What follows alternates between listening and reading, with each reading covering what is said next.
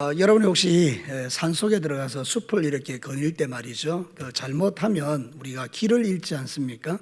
그러니까 그 숲에 들어갔을 때는 내가 가야 되는 방향과 길들을 정확하게 파악하고 길을 잃지 않도록 조심해서 우리가 다녀야만 그 안에서 안전하게 우리가 돌아올 수가 있죠.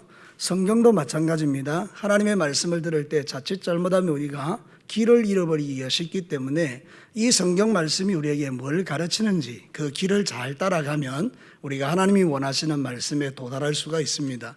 지금 우리는 이제 수요일마다 사무엘상과 사무엘하 말씀을 계속 이어왔거든요.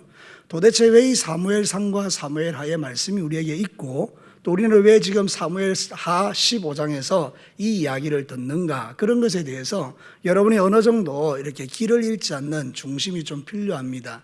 사무엘상과 사무엘하는요, 사사시대 때 자기의 소견에 옳은 대로 행하는 사람들에게 하나님께서 신정왕국을 주셔서 그들로 하여금 온전한 믿음의 길을 걸어갈 수 있도록 만들어 주시기 위해서 이렇게 하나님 나라를 건설하고 있는 과정을 우리에게 보여주는 건데, 사무엘상에서는 이 인본주의자인 사울 왕에 의해서 하나님 나라 건설이 실패하는 이야기를 이렇게 우리에게 들려주고 있죠.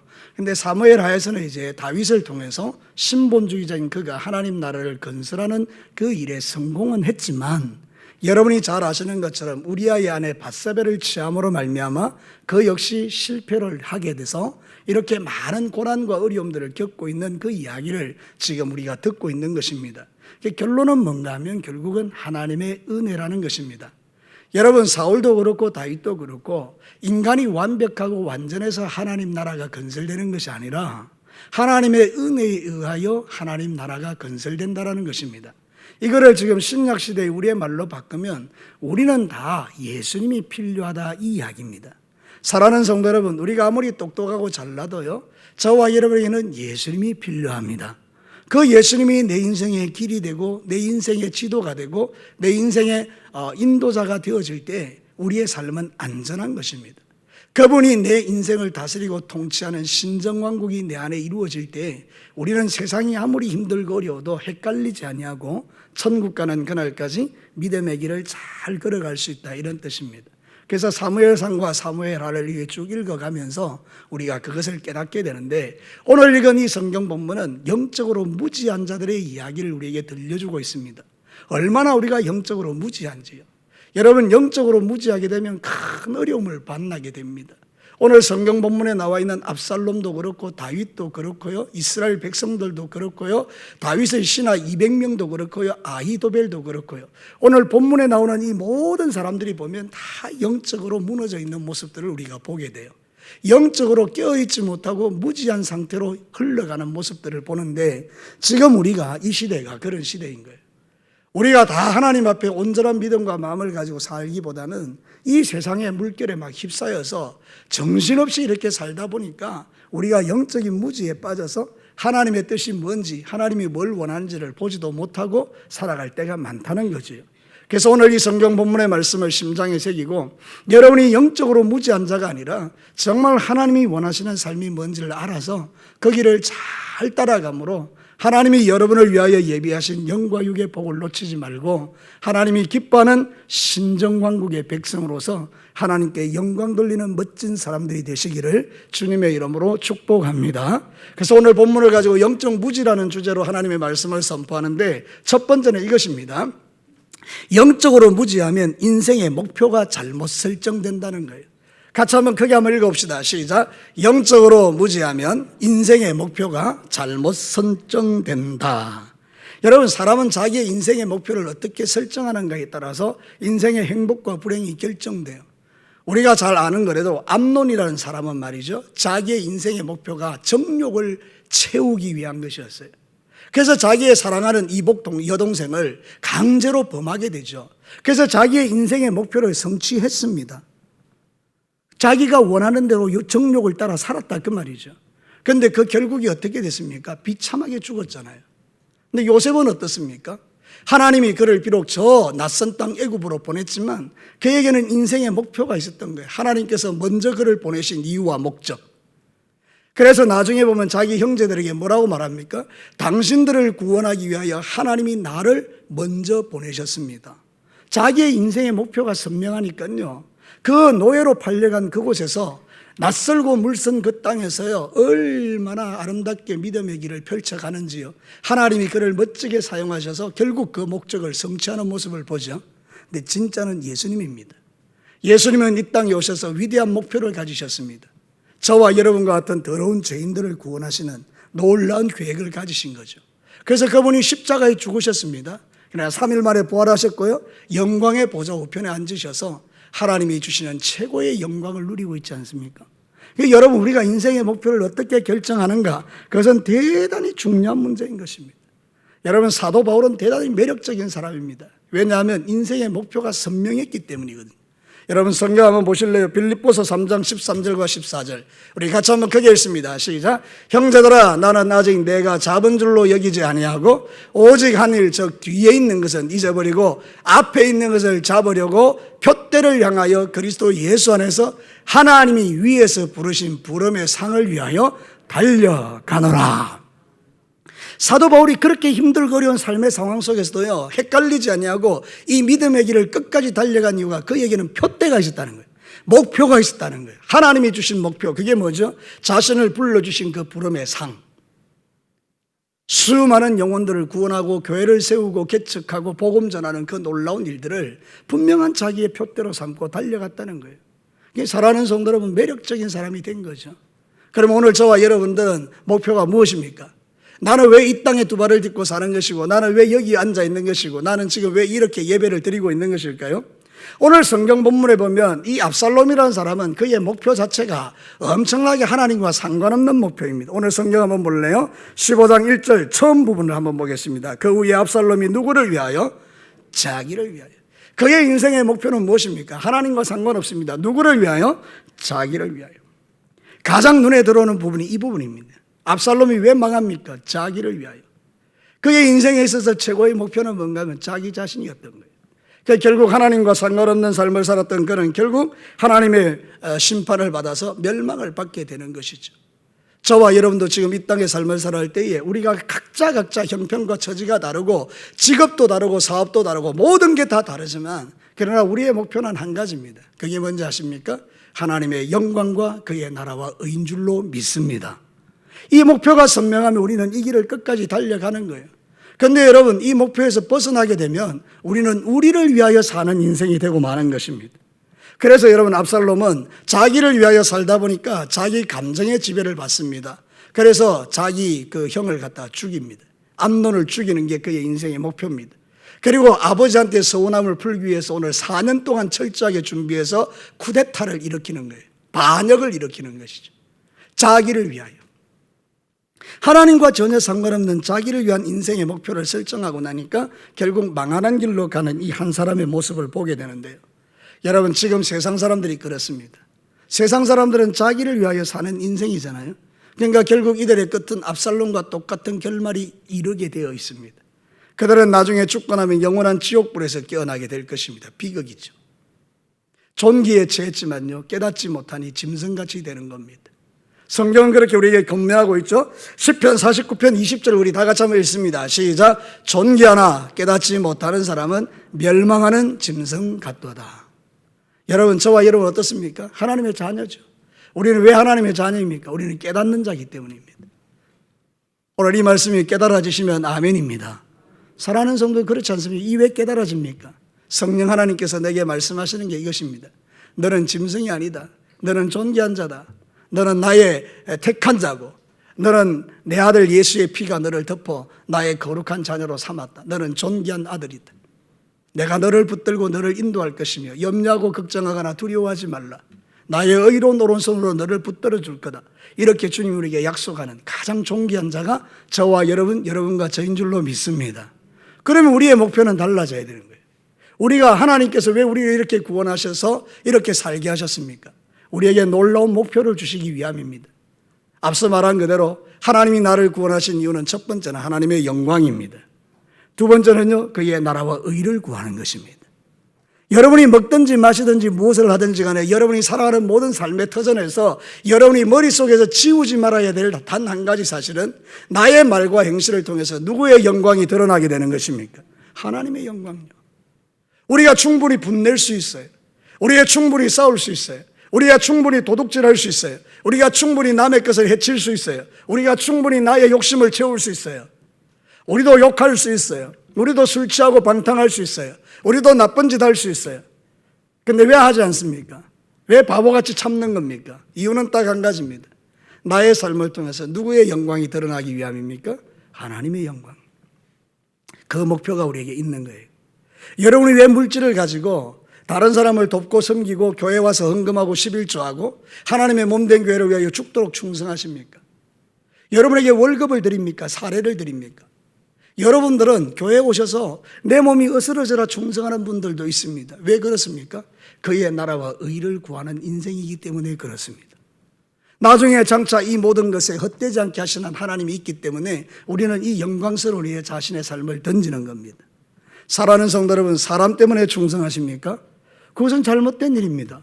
그러나 여러분 가운데 그 누구도 사람 때문에 충성하는 분은 아무도 없는 줄로 믿습니다. 여러분의 충성의 이유와 근거가 무엇입니까? 나를 구원하신 예수님 때문입니다. 믿으시면 아멘입니다. 이게 귀한 거예요. 그래서 이런 목표가 선명한 사람은 영적으로 깨어있는 사람이고 영적인 무지한 자가 아니라는 것입니다. 반대로 영적으로 무지한 자는요, 이걸 모르는 겁니다. 그래서 자기를 위하여 사는 것입니다. 여러분, 오늘 하루도 누구를 위해서 사셨습니까? 여러분의 인생의 최고의 목적은 무엇이었습니까? 이제 여러분의 인생의 최고의 목표와 목적은 이제 여러분 자신이 아니고 하나님을 위하여, 그의 영광을 위하여, 그의 나라를 위하여, 그의 의를 위하여, 영혼의 구원을 위하여 여러분이 주신 귀한 물질을 사용하고 나누고 흘려보내는 귀한 종들이 되시기를 축복합니다. 오늘 저는 카톡을 하나 받았습니다. 너무나 가슴 뛰는 카톡이죠. 집사님이 보내오셨는데요. 목사님, 기뻐요. 전도했던 한 사람이 이번 주일에 교회 오신다는 거예요. 여러분, 얼마나 이런 소식들은 우리를 행복하게 합니까? 우리 모든 성도들이 다 이렇게 코로나19의 힘들고 어려운 상황 속에서도 기도하면서 한 영혼의 구원을 포기하지 않고 그의 나라와 의를 위하여 충성하기 시작하면요, 그 사람들을 통해서 죽은 영혼이 죽게로 돌아오는 역사도 지금도 일어나고 있는 줄로 믿습니다. 그러니까 여러분, 그의 나라와 의를 구하는 게 영적으로 깨어있는 자라, 이 말입니다. 이런 사람들을 향하여 하나님은 복을 부으십니다. 왜 아무도 아멘 안 하십니까? 이런 사람들을 위해서 하나님은 복을 부으십니다. 이런 사람을 위하여 건강을 주십니다. 이런 사람들을 위하여 능력을 주십니다. 이런 사람들을 위하여 삶의 체험을 주시는 거예요. 이런 거 멋지잖아요. 예수 그리스도를 믿는 것은 매력적인 것이죠. 사도 바울은 그 기쁨을 알았기 때문에 표대를 정해놓고 달려가는 거예요. 매 맞아도, 힘들어도, 어려워도. 사랑하는 성도 여러분, 우리는 존귀한 자들인 줄로 믿습니다. 존귀한 자들의 특징은 뭐냐? 하나님의 영광과 그의 나라와 의를 위하여 자신의 삶을 헌신하는 자들이라. 근데 오늘 이 압살롬은 그렇지 못했다. 이 사람은 신정왕국의 백성이 아니라 오직 자기 자신을 위하여 살았던 사람이다. 그 이야기를 우리에게 들려주고 있는 겁니다. 어리석은 사람이죠. 우리 가운데 단 한 명도 이런 어리석은 사람이 없기를 주의 이름으로 축복합니다. 두 번째는요, 영적으로 무지하면 하나님의 방법이 아닌 자신의 방식으로 인생을 삽니다. 다시 한번 우리 크게 한번 읽어보십시다. 시작. 영적으로 무지하면 하나님의 방법이 아닌 자신의 방식으로 인생을 살아간다. 오늘 성경 한번 볼까요? 1절 다시 한번 크게 읽습니다. 시작. 그 후에 압살롬이 자기를 위하여 병거와 말들을 준비하고 호위병 50명을 그 앞에 세우니라. 여러분, 신정왕국이라는 것은 하나님이 통치하고 다스린다는 의미죠. 그런데 이 말의 이면적 의미가 뭔가 하면 네 인생 걱정하지 말라는 거예요. 누가 다스리고 통치하니까? 하나님이 다스리고 통치하고 보호하고 인도하시니까. 그럼 여러분, 이 압살롬이 하나님의 신정왕국의 백성이라면 자기의 방법으로 살 이유가 있습니까? 오늘 성경 본문에 나와 있는 것처럼 호위병을 50명이나 두고 말과 병거를 가질 이유가 있습니까? 전혀 없죠. 누가 보호해 주니까? 하나님. 맞습니까? 근데 지금 압살롬은 자기를 위하여 이 모든 일들을 하고 있는 거예요. 그러니까 이거는 뭔가 하면요, 하나님을 신뢰하지 않기 때문에 자기 방법으로 자기를 지금 보호하고 있는 겁니다. 이게 누구의 이야기일까요? 저와 여러분의 이야기다. 오늘도 분명히 우리는 고백합니다. 나는 하나님을 믿습니다. 신뢰합니다. 하나님을 사랑합니다. 하나님이 나와 함께함을 나는 믿습니다. 이렇게 우리는 고백하지만 실제적인 삶에서는 어떻게 살아갑니까? 내 방식대로 사는 경우들이 많더라 그 말이죠. 누구에게요? 여러분들이 아니라 나에게. 제 자신이 그럴 때가 참 많더라는 거예요.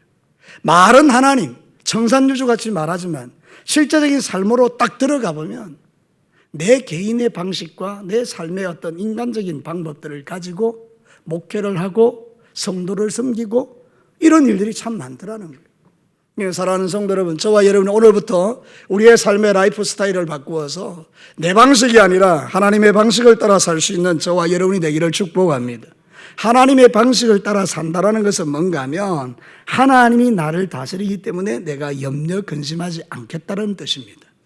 저를 따라서 합시다. 하나님이 나를 다스리기에 염려와 근심을 하지 않겠습니다. 믿으시면 아멘 해보십시오. 실제로 그렇지 않습니까? 우리가 살아온 삶을 돌아보니까 내가 근심하고 염려해서 해결된 것보다는요, 내가 차라리 놔버렸을 때 하나님이 훨씬 빠르게 역사하시더라고요. 그래서 우리가 좋아하는 찬양이 뭡니까? 이 풍랑 인연하여서 어떻게 알았습니까? 이 풍랑 인연하여서 더 빨리 갑니다. 찬송은 청산요수 같이 하면서도 실제적인 삶에 딱 부딪히면 말이죠, 우리는 온갖 방법을 만들어내는 거예요. 근데 사실은 그 풍랑에서 내가 할 수 있는 것은 노를 놓는 겁니다. 하나님, 내가 할 수 있는 것은 아무것도 없어요. 하나님이 나의 삶의 방패가 되시고 하나님이 나의 삶의 인도자십니다. 그게 시편 기자의 고백이었습니다. 여러분, 시편 84편 11절과 12절 우리의 고백이 되기를 원하고 다 같이 한번 읽겠습니다. 시작. 여호와 하나님은 해요 방패이시라. 여호와께서 은혜와 영화를 주시며 정직하게 행하는 자에게 좋은 것을 아끼지 아니하실 것임이니이다. 만군의 여호와여, 주께 의지하는 자는 복이 있나이다. 한 번만 더요. 만군의 여호와여, 주께 의지하는 자는 복이 있나이다. 아멘. 정직한 자는요, 거짓말하지 않는 자가 아닙니다. 정직한 자는 여호와를 의지하는 자입니다. 주께만 자기의 삶을 의지하는 자가 정직한 자입니다. 주님을 의지하면 거짓말할 일이 없습니다. 내가 내 의지, 내 지혜를 가지고 살다 보니까 거짓말할 때가 많은 겁니다. 모면하기 위해서, 피하기 위해서, 뭔가 이득을 취하기 위해서. 그런데 하나님을 신뢰하면 거짓말할 이유가 없지 않습니까? 맞으시면 아멘입니다. 그렇죠. 여러분의 인생 가운데 말이죠, 바로 그 이야기를 하는 거죠. 이 압살롬은 그렇습니까? 아니에요. 압살롬은 자기의 방식을 따라서 자기의 생각대로 하나님과 전혀 상관없이 군대를 모으고 사람을 모으고 말을 모으고 병거를 모으는 거예요. 그래서 그가 성공했습니까? 예, 순간적으로는 성공했습니다. 아버지를 쫓아내는데 성공했습니다. 끝까지 성공했습니까? 아닙니다. 완전히 망해버린 것입니다. 여러분, 그게 바로 세상에서 돌아가는 원리입니다. 내 방법으로 하면 일시적으로 성공하는 것처럼 보입니다. 그러나 장기적으로 보면 실패입니다. 하나님을 신뢰하면 일시적으로는 실패처럼 보입니다. 장기적으로 보면 성공입니다. 사랑하는 성도 여러분, 저는 제 인생 가운데 그런 일들이 참 많이 있었습니다. 정말로 하나님께서 꼬랑창에다 처박는, 꼬랑창이라는 수준 높은 단어를 아십니까? 꼬랑창에다 콱 처박아가지고요, 정말로 수치와 모멸을 당하게 만들더라고요. 근데 여러분, 정말 놀라운 것은 거기서 질질 짜니까요, 하나님께서 툭툭 들어가지고 목욕탕에 한번 담갔다가 꺼냈다가 깨끗하게 만들어가지고, 그리고 옷을 예쁘게 입혀가지고 존귀하게 만들어주더라고요. 기분 나쁘십니까? 여러분도 그런 거예요. 여러분도 실제로 여러분의 인생을 돌아보십시오. 하나님께서 때로는 절망의 수렁에다 밀어 넣으셨지 않습니까? 그런데 어떻게 하십니까? 하나님께서 여러분의 눈물의 기도를 들으시고 여러분을 존귀로 옷 입히시고 아름답게 만들어주시지 않습니까? 그러니까 진짜 중요한 것은 우리가 하나님, 그분을 의지하고 신뢰하는 거예요. 그런데 압살롬은 그걸 못했던 거죠. 자기 방식으로 일시적인 성공은 거두었지만 영원한 성공자는 되지 못했고, 주 예수 그리스도를 믿는 저와 여러분들은 세상이 볼 때 실패자처럼 보이는 부분도 있지만 영원한 성공자가 저와 여러분인 줄로 믿습니다. 세상에서 아무리 잘 살아도요, 지옥 가면 실패자입니다. 얼마 전에 이건희 회장이 죽으셨죠. 세상에서 그처럼 돈이 많은 사람이 어디 있습니까? 여러분, 상속세가 10조라고 맞습니까? 정확합니까? 상속세가 10조예요. 10조. 10조 상상이 안 되는 돈이죠. 상속세가 그렇다는 거예요. 여러분, 그 사람이 천국 갔습니까? 사랑하는 사람, 모르는 게 아니고 안 갔습니다. 예수를 믿은 적이 없습니다. 예수를 믿은 적이. 그러니까 여러분, 얼마나 불쌍합니까? 우리가 뭐 돈이 있습니까? 나는 내가 생각할 때요, 난 상속세가 없어요. 줄 게 없으니까. 그럼 나 실패한 인생입니까? 그렇지 않습니다. 오늘도 저와 여러분이 생각을 바꾸면요, 이런 놀라운 은혜가 우리에게 있는 거죠. 오늘 성경 본문을 통해서 하나님은 우리에게 그 사실을 이야기해요. 영적으로 무지한 자는 자기의 방식으로 살지만 영적으로 껴있는 자는 하나님의 방식으로 산다. 그래서 로마서에 보면요, 육신의 생각은 망한다라고 말해요. 성경 하나 볼까요? 로마서 8장 5절과 7절 우리 다 같이 읽습니다. 시작. 육신을 따르는 자는 육신의 일을, 영을 따르는 자는 영의 일을 생각하나니 육신의 생각은 사망이요 영의 생각은 생명과 평안이니라. 육신의 생각은 하나님과 원수가 되나니 이는 하나님의 법에 굴복하지 아니할 뿐 아니라 할 수도 없습니다. 육신의 생각이 얼마나 위험합니까? 근데 저와 여러분은 생각을 바꾸어서 영의 생각을 하는 자들인 거예요. 우리 안에 성령님이 계시기 때문에 우리는 늘 주님 앞에 기도하며 영적인 생각을 가지고 사는 자들이에요. 그래서 이게 영의 생각으로 충만하기 위해서는 여러분이 반드시요, 기도와 말씀으로 살아야 됩니다. 이거는 아무리 강조해도 지나치지 않습니다. 기도와 말씀이 있는 성도는요, 육신의 생각을 뛰어넘어서 영의 생각을 하고 삽니다. 왜냐하면 내 안에 계시는 성령님께서 계속해서 나에게 인사이트를 주기 때문입니다. 영적인 통찰력을 주신다는 뜻이에요. 인간적으로 바라보면 너무 힘든데도 기도하면 하나님께서 그것이 너에게 복이라고 말하는 거예요. 성경이 그렇게 말하죠. 고난당하는 것이 너에게 뭐라고요? 유익이라. 세상 사람들이 볼 때 말도 안 되는 이야기입니다. 고난이 무슨 유익입니까? 고난은 생고생이지. 근데 여러분, 성경은 뭐라고 말합니까? 고난받는 것이 너에게 유익이다. 이로 인하여 주의 율례를 배우게 될 것이다. 사랑하는 성도 여러분, 그러니까 우리가 이 영적인 눈이 열리면 이게 다 보이는데 영적인 눈이 열리지 않으면 인간적인 생각을 하게 되는 거죠. 혹시 여러분들 가운데요, 좀 고난 가운데 있으십니까? 그러면 여러분 영적 통찰력을 가지셔야 돼요. 그래서 여러분은 고난 속에서 낙심하지 말고 기도하고 말씀 가운데로 가셔야 된다 이 말입니다. 이 코로나19가요, 진짜 좋은 기회였거든요. 무슨 기회예요? 하나님과 친밀할 기회. 그런데 신기하게도 사람들이요, 코로나19를 핑계대서 하나님을 다 떠나는 거예요. 예배도 뭐 그냥 싫어지고. 이거는 정말 잘못된 거죠. 여러분, 이 코로나19는요, 하나님과 친밀해지는 시간이에요. 그래서 여러분들 이 시기에 더 주님 앞에 깨어 기도하는 찬스로 삼으시면 여러분의 영안이 열려지고, 그러면서 우리는 내 생각이 아닌 하나님의 생각을 쫓아 살게 되는 것이죠. 압살롬은 그것을 실패했어요. 자기 방식을 가지고 살다가 일시적인 성공은 했지만 영원히 망한 거예요. 저와 여러분들은 이 마지막 시대에 어쨌든지 하나님이 기뻐하는 생각을 가지고 믿음으로 승리하시기를 주의 이름으로 축복합니다. 마지막 세 번째입니다. 영적으로 무지하면 영적 분별력을 상실합니다. 다 같이 한번 읽습니다. 시작. 영적으로 무지하면 영적 분별력을 상실한다. 오늘 성경 본문요, 2절부터 시작해서 마지막 12절까지는 정말 영적 분별력이 없는 사람들의 이야기가 나오는데요, 2절부터 6절을 한번 읽어보겠습니다. 시작. 압살롬이 일찍 일어나 성문길 곁에 서서 어떤 사람이든지 송사가 있어 왕에게 재판을 청하러 올 때에 그 사람을 불러 이르되 너는 어느 성읍 사람이냐 하니 그 사람의 대답이 종은 이스라엘 아무 지파에 속함이었나이다 하면 압살롬이 그에게 이르기를 보라, 네 일이 옳고 바르다마는 네 송사를 들을 사람을 왕께서 세우지 아니하셨다 하고, 또 압살롬이 이르기를 내가 이 땅에서 재판관이 되고 누구든지 송사나 재판할 일이 있어 내게로 오는 자에게 내가 정의를 베풀기를 원하노라 하고, 사람이 가까이 와서 그에게 절하려 하면 압살롬이 손을 펴서 그 사람을 붙들고 그에게 입을 맞추니. 6절 크게 한번 읽읍시다. 시작. 이스라엘 무리 중에 왕께 재판을 청하러 오는 자들마다 압살롬의 행함이 이와 같아서 이스라엘 사람의 마음을 압살롬이 훔칩니다. 압살롬이 뭘 훔쳤다고요? 누구의 마음을요? 이스라엘 백성들의 마음. 그 여기서 바보 같은 사람들이 누굽니까? 이스라엘 사람들이에요. 그들에게는 다윗이라는 위대한 왕이 있었어요. 그죠? 그 왕으로 말미암아 신정왕국이 건설되었고요. 주변의 나라들의 원수들이 다 떠나갔고요. 그나마 평안을 누리고 있는 거예요. 그런데 여러분, 이 압살롬이 그들의 마음을 훔치는 거예요. 왕은 네 편이 아니다. 왕은 네 송사를 들어주지 않는다. 뒤집어 씌워서 왕을 모함하는데도 이 사람들은 그 말을 듣는 거잖아요. 영적으로 무지하니까 분별력이 없는 거예요. 만약에 압살롬이 그런 이야기를 하면 이렇게 말해야 됩니다. 그죠? 압살롬이요, 그런 소리 하지 마라. 우리 왕 다윗은 비록 연약하고 부족하지만 이 나라를 하나님의 나라로 만드는 위대한 왕이다.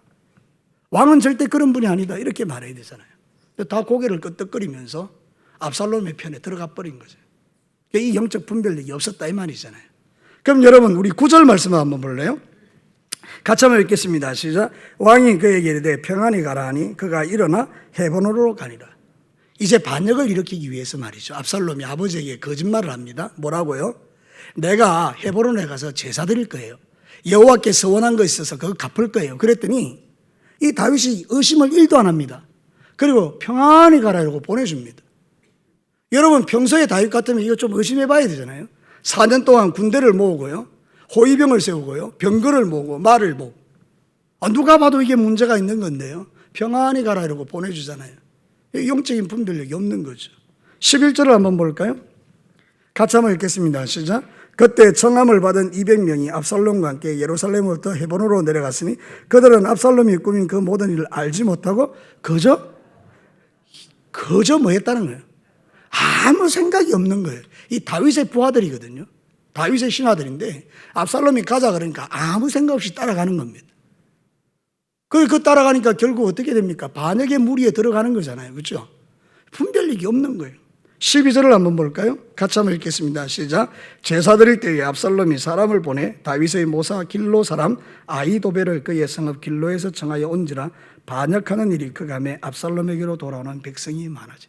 아히도벨이라는 사람은 다윗의 친구입니다. 그런데 그 친구를 지금 배반하는 겁니다. 이유가 있습니다. 그러니까 여러분, 이 아히도벨도 이 분별력이 없는 거예요. 하나님의 편에 서야 될 그가 하나님을 반역하는 일에 섰잖아요. 아무리 똑똑해도.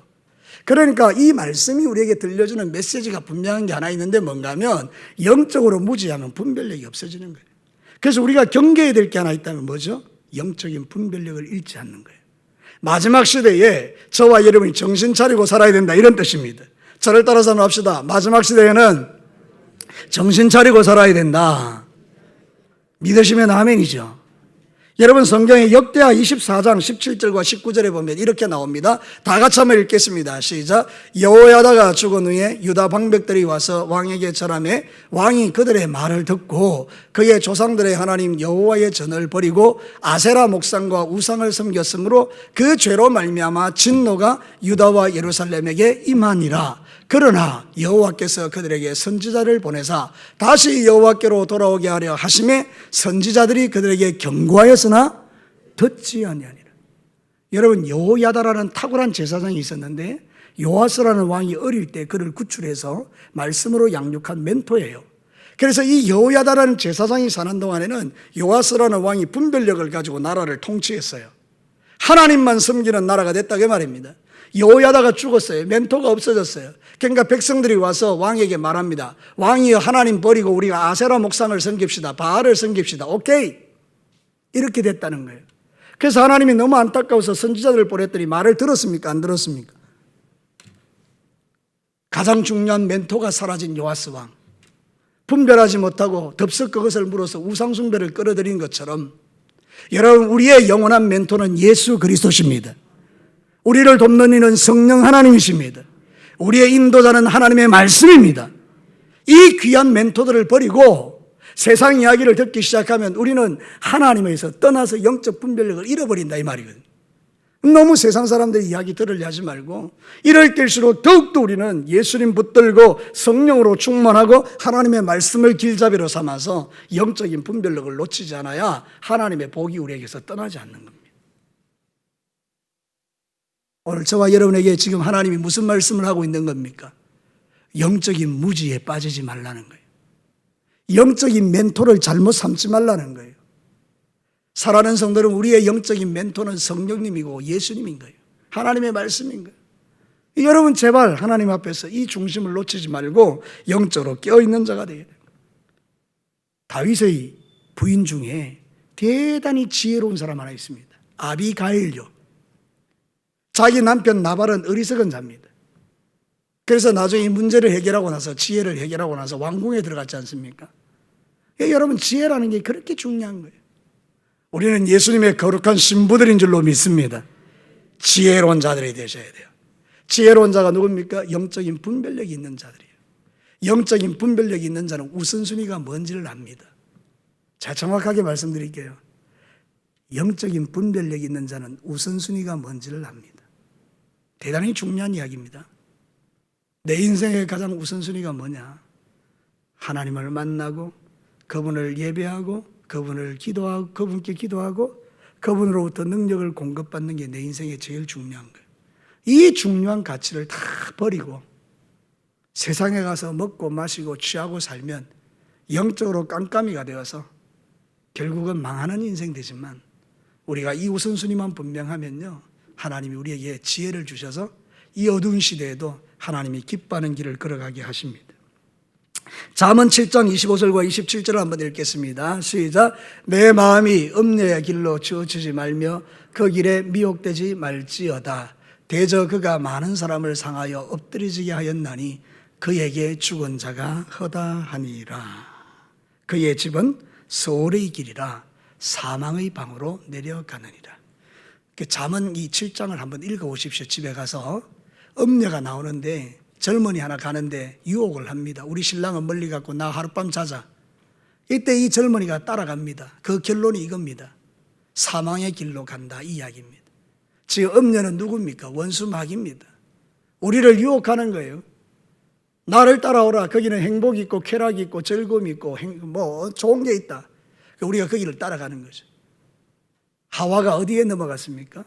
음녀의 마귀가 와서 선악과 따먹으면 네가 행복해질 거다 이랬더니 그거 따라가다가 결국 죽게 되잖아요. 그죠?